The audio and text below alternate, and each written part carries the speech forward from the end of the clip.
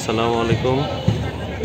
আহ, আজকে আমরা যে বিষয় নিয়ে আলোচনা করব, কথা বলবো, সেটা হচ্ছে শুটিং পয়েন্ট।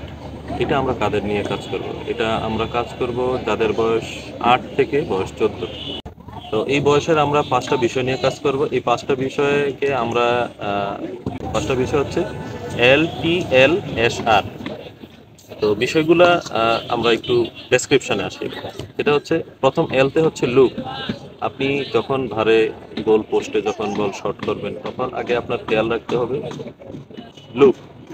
লুক বলতে আমরা আসলে কি বুঝি, যে ভার পোস্ট কোথায় খালি আছে, কোথায় ফাঁকা আছে, গোলকিপার পজিশন কোথায়, হ্যাঁ, এগুলা খেয়াল রাখে। তারপর হচ্ছে টাচ। সব সময় কিন্তু আমরা বল দেখা গেছে যে ওয়ান টাচেই বল, বা একবারই বল আমাকে দিছে ওই বলেই আমরা শট সবসময় চালাইতে পারি না।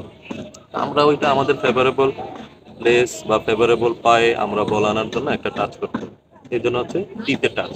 তারপরে হচ্ছে আবার এল, মানে হচ্ছে লুকে। টাচ করার পর আমরা আবার তাকাবো, আমি যে টাচ করলাম এই টাচের কারণে কিপার তার পজিশন চেঞ্জ করছে কিনা, কোথাও লুক করছে কিনা, এই জন্য হচ্ছে লুকে।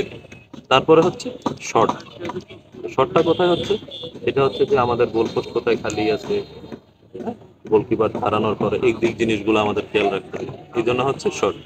দেন আরেকটা জিনিস মোস্টলি ইম্পর্টেন্ট, সেটা হচ্ছে রিবাউন্ড বল। তার জন্য আমরা প্রথমে আপনাদেরকে বলছি LTLSR।